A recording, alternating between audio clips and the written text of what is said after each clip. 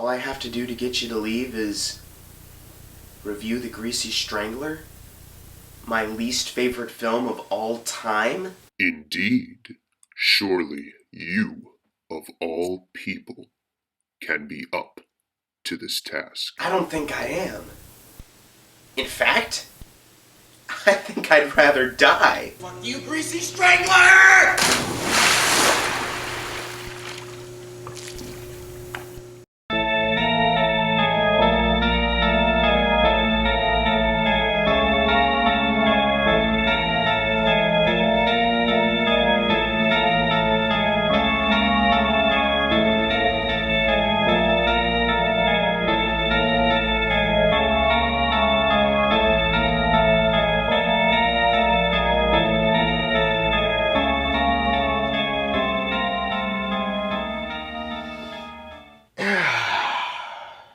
Gee, what a great day to be alive and not dead at the bottom of that pool that I tried to kill myself in, despite not really doing much to actually try to drown myself. I just kind of jumped in.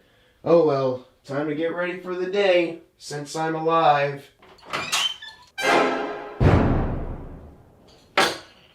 What the... How did this happen? What is this? What is going on here? World? Surprise! Wait. You did all this? Yeah, I figured since you're about to go through literal hell with these movies I've selected for you, I might as well do something nice in return. Wow. I mean, for a guy who can't even afford to replace his own mask that's literally falling apart on him right now, this looks pretty good. Well, thanks, I guess. I mean, you're still about to make me watch what you say are the worst of the worst horror films, so I can't really forgive you there. Thanks for the floors, though. The cycle has already begun. In order for me to leave your life, you have to complete it and live to tell the tale. Yeah, okay, I get it. Let's just get started. Aren't you missing something? What? The Halloween title card. You did it the past 2 years for your Halloween specials, so you will do it again. Yeah, I only made those when I actually wanted to do Halloween specials. You know, I had a passion for doing them, but this year you're forcing me to. Hence, no passion. Just put up a goddamn title card! Alright, Jesus! Welcome everyone to my 3rd annual Halloween special!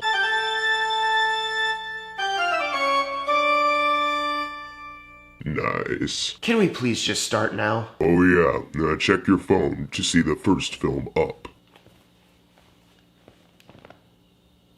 Polaroid? Oh dear Lord.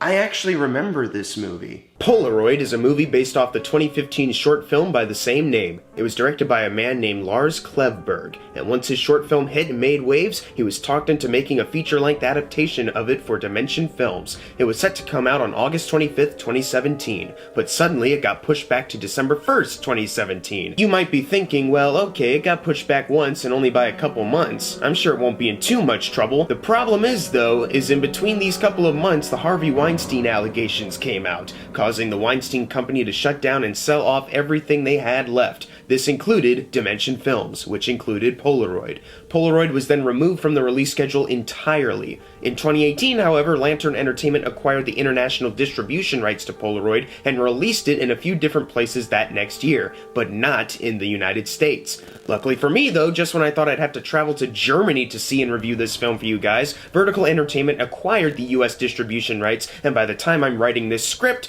has already released the film for US audiences. I remember seeing the trailer for this movie several years back, so finally being able to watch it now is honestly quite something. But I'm sure it can't be that bad, though. You know, I've seen a ton of horrible horror movies in theaters that have never had a release date problem like this movie has had. And judging by the trailer, it doesn't look nearly as incompetent as movies like The Bye Bye Man or Soul Survivors. So, without further ado, let's take a look at Polaroid, 2 years later. It's my mom's old stuff. The movie opens with two friends hanging out and messing with the object that will eventually haunt the movie. One of the friends leaves the house, leaving the other one to get spooked by themselves, which leads to their untimely death.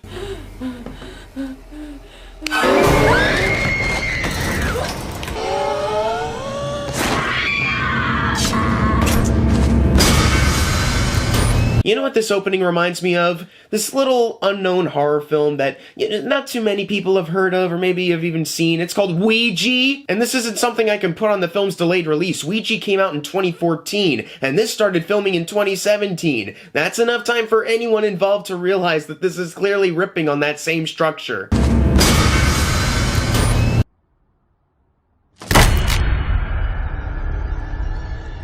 Anyways, it's time to meet our protagonist. Name? Bird Fulcher. Want to take that off? Look, it's Scarf Girl. Imagine being named something so specific as Bird, something that could potentially be the death of you if any school bullies found out, but instead you get picked on for wearing an article of clothing that a lot of people usually wear in the winter. I'm relieved that we don't have an official school bully character in this film, because judging by how they wrote that one line of dialogue, it would have been just as cartoony and stupid as a bunch of other school bully characters. Bird starts to leave this scarf-hating school, but first she's gotta pull that Peter Parker Amazing Spider-Man shit.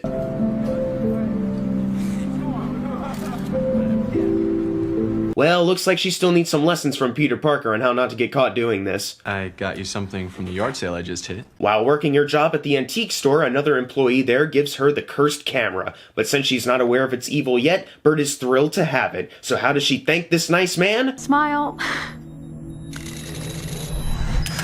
By punishing him to eternal doom.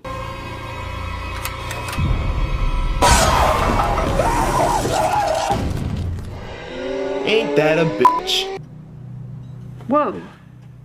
What are you doing? I'm sorry, I didn't... Well, okay, before he dies, they did randomly insert this one moment where he tries to kiss her without consent, so I guess this is just Polaroid's way of canceling him. You coming to the party tonight or what? I don't know. Come on, please. Besides, Connor will be there. Bird's friends, who are the only people in the school who don't pick on her for her scarf apparently, convince her to come to a party with them. Well, you still can't smoke in my car. Bae, come on. No. Hey, you know what I heard? Apparently, bae means poop in Danish. What? Maybe you guys should have just left her at home. Like I was saying, they arrive at the party, which apparently is thrown by someone who doesn't like Bird.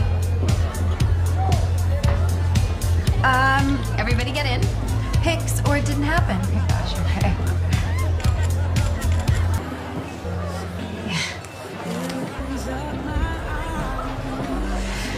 Yeah, that's not good. Can I try again? Not really how it works. You know, I was joking before, but now I actually mean it. Maybe you should have left Bird at home. Imagine trying to get someone to have fun so you bring them to a place where no one there likes her. Hence, they have no fun. Promise me you're not gonna hang out alone in a dark corner like a weirdo. Of course not. Luckily for Bird, the boy she Peter Parkered earlier is there and they spark up a conversation. What's that? Oh. It's called an SX70. It's a camera. Yeah, it's kind of old. Oh, what is going on over here? Group photo. Come on. Yes. I'm so glad she brought this cursed camera with her to this party, as well as started talking to her crush who just so happens to have an interest in this old camera enough to want to be in this photo she's taking of the group, which will eventually get them all killed. 5, 4, 3, 2, 1. Seriously, you should have just left Bird at home. So are you guys taking a photo without me? How does this thing even work? It's like a tiny ass accordion. Oh, yeah, there's like a little red button you have to press. Okay, well at least this camera is gonna do one good thing for Bird at the end of the day. Bird, get down here! Just at that moment, though, the police arrived to tell Bird that the boy that tried to smooch her was found dead. Was he having any problems with anyone? Anybody who might want to hurt him? No. What about the last time you saw him? Did he seem nervous? Agitated? No, he seemed normal. If you remember anything, give me a call. Fulcher. You're Doug Fulcher's daughter. Yeah. I was at the scene the night of the accident. You were a very brave girl. Wow. Thanks, Sheriff Exposition. Thanks for telling me my coworker is dead and for also reminding me of some tragic past with my dad all in one night. But now it's time for the camera to kill some kids, so its obvious first target is the mean girl, who has none of her lights on, even though she literally just wrapped up her party.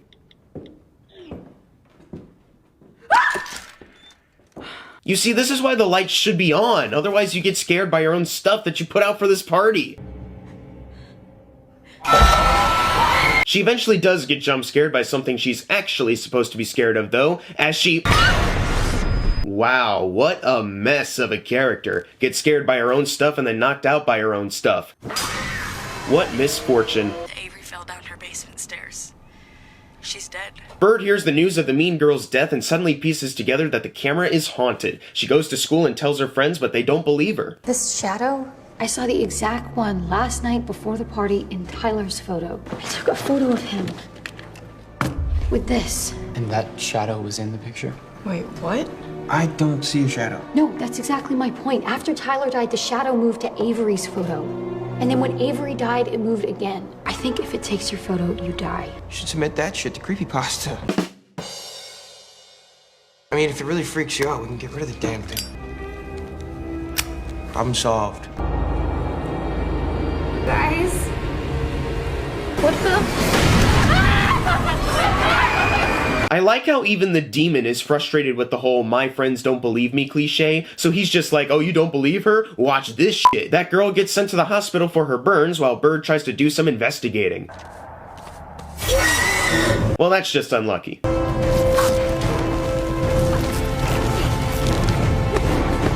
got you, come on. Come on, let's go. Oh no! Not her scarf!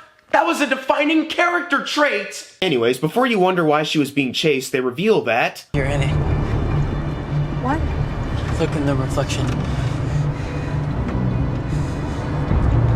You're in it. Since her reflection made it in the photo, that puts her at risk too. See, it all makes sense. I mean, that doesn't really explain why this demon suddenly forgot how to kill kids. The other times we've seen him, he waited until the last second, when he was sure they wouldn't escape to come at them.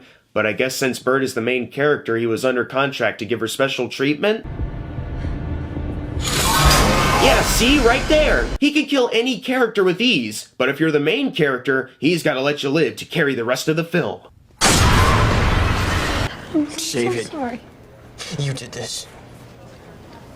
She's dead because of you. Anyways, because this dude lost his girlfriend, he yells at Bird and blames her for everything. This leads Bird to go cry and sit in this hallway while she gives some exposition about her past. My dad, this one night when I was 12, he was driving me to a friend's house for a sleepover.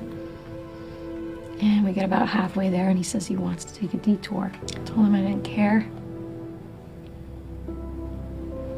So he turned the car around and that's when we got hit. Oh no. How sad. I care so little about all of this. Okay, now that the character building stuff is done, they continue investigating the story of this camera. In 1974, 3 kids were abducted and murdered in Locust Harbor. Roland Joseph Sable, the man responsible for the abduction and slaughter of 3 teens, was a photography teacher. RJS. They learn of some pretty disturbing things that happened in the town's history, so they decide to bring these discoveries to their friends. And I want to know how you got away from it and Mina didn't. Or soon-to-be ex-friends in some cases. To be fair, I was wondering the same thing. If we don't figure something out, that thing's gonna come back. Hey, we don't even know how this thing works. So we find out. Devin, put the camera down. Stop. Stop! Let go! Well, he brought that upon himself, but of course, since he can never think that way, he blames his dumb dick behavior on everyone else. I'm not gonna be next. Come on. Devin, stop. Put the camera on the table, okay? If it weren't for her, Mina would still be here. That's not true, Devin. It's her fault Mina's dead. Devin. Put it down! Luckily, though, he slaps a cop and gets thrown in jail, so the only other time we have to worry about him is when he dies in this cell.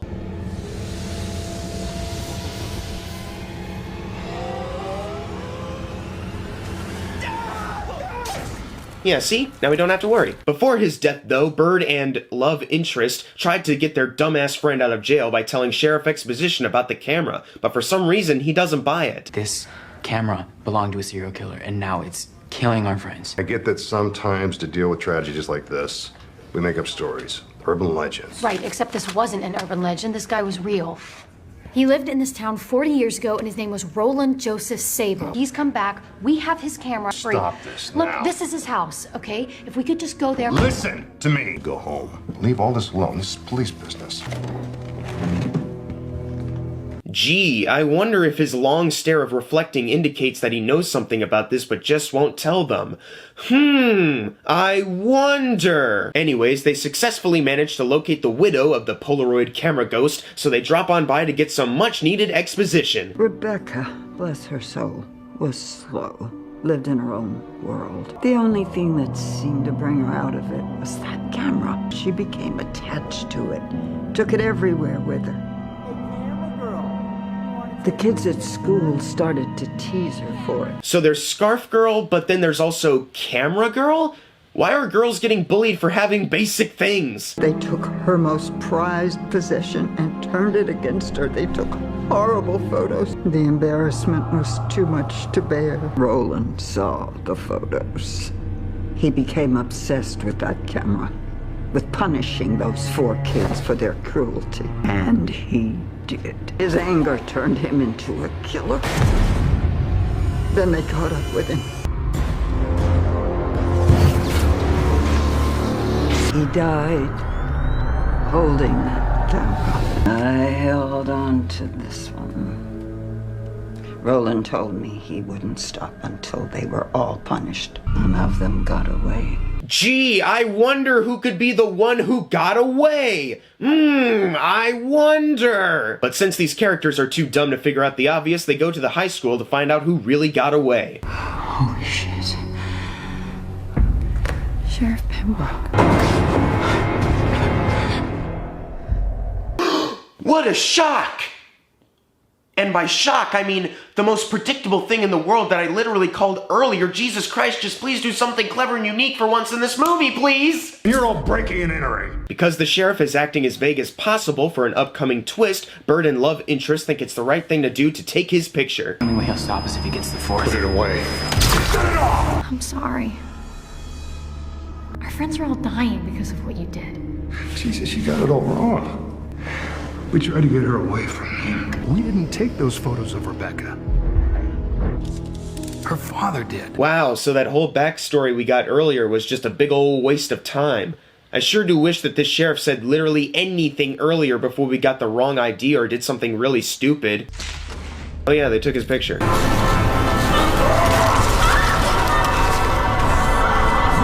The demon chases these kids around the school, but he's suddenly stopped by his weakness. Hot water.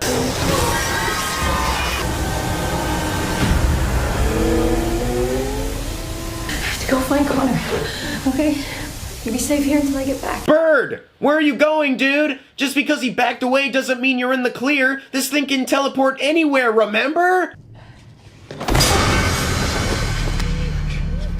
Jesus, bro. This is literally creepier than anything the ghost has done. The demon drags love interest away for his upcoming murder, but Bird takes a pic just in time to distract him. Wait, so does this thing just follow the rules this strictly all the time? Like, why can't it kill this dude before it leaves to go kill Bird? Literally, why not? Does it always have to be in order from most recent pick? Because that's a pretty big inconvenience since this dude is still alive. Things aren't looking good for our hero, but then Bird does the equivalent of throwing the no you card at this ghost.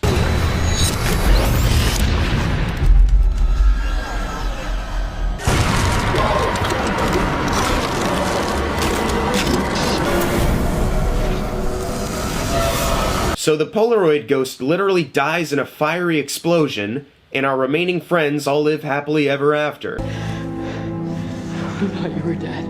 Never doing another stupid photo bomb. But Bird says she has to do one more thing first. There's something I have to do first.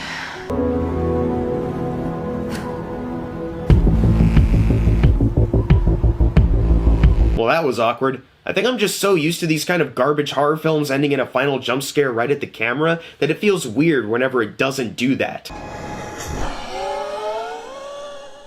Oh, I see. Instead of a final jump scare, they decided to go with the maybe we'll be able to make a sequel approach. Well, they played their cards wrong when it came to that. So, that was Polaroid, after 2 years of delay. And honestly, was it really all that bad? Yeah.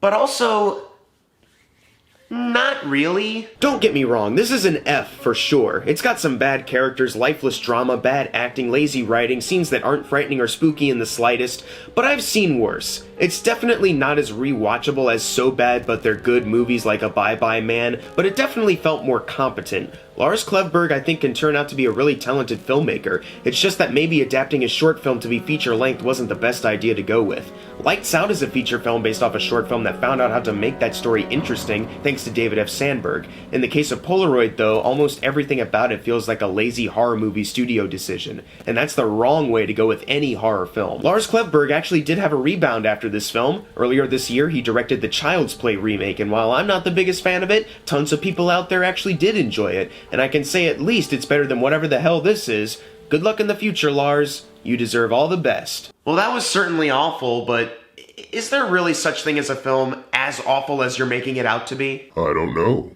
Why don't you look at your phone for your next film? Oh. Well, that could do it.